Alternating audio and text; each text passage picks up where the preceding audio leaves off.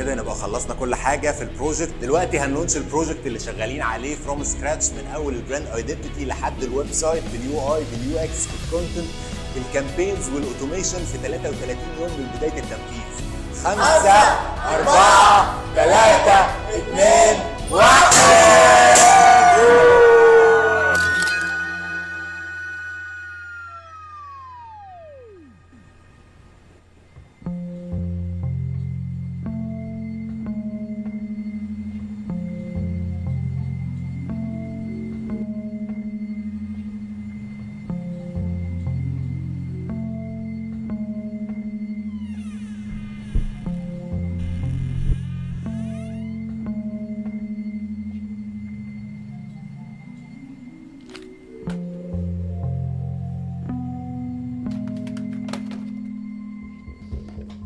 لازم تيجي تشوف اللي حصل دلوقتي. ايه اللي حصل؟ حاجة حلوة حصلت. يا عم ما تشتغلنيش يا عم. والله ما بهزر، تعالى بس تعالى.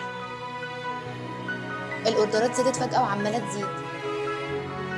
زي ما كنا بنقول في اول البروجكت بالظبط، لو ادينا له شويه وقت هيوصل للنتائج اللي احنا عايزينها. النهارده عاملين 8 اكس رواز من غير ما نبتدي اوبتمايزيشن.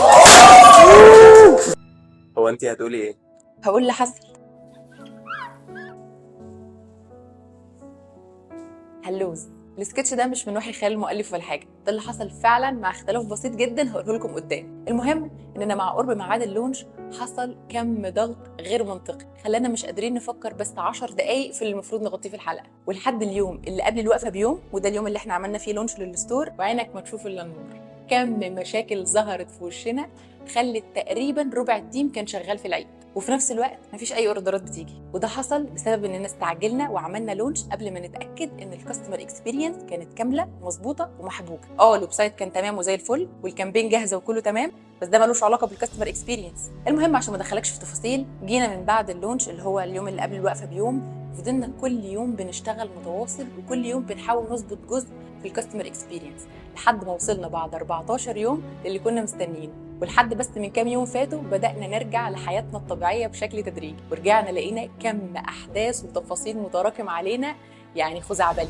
مش عارفين ده ممكن يتغطى ازاي في حلقة، ده محتاج فيلم، أو بمعنى أدق محتاج حلقة عميقة تقدر تلم كل التفاصيل دي وتكون مفيدة كمان أكتر من ال3 حلقات اللي فاتوا. احنا حاليا شغالين على الحلقة، بس ما تستغربش فيها أي حاجة لأن احنا بنجرب فيها حاجات كتيرة جدا عشان نتأكد إننا نقلنا لكم فيها فايدة عملية تقدر فعلا تفيدكم في شغلكم. بس أرجوك ما تحكمش عليها من غير ما تستهلك الحلقه كامله، مع العلم ان الحلقه هتكون تقريبا بحجم كورس، وكورس عميق فعلا مش هتلاقيه في اي حته. طب الحلقه هتنزل امتى يعني؟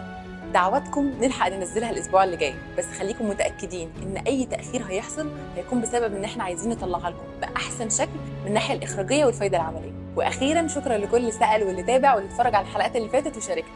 استنوا الحلقه الجايه.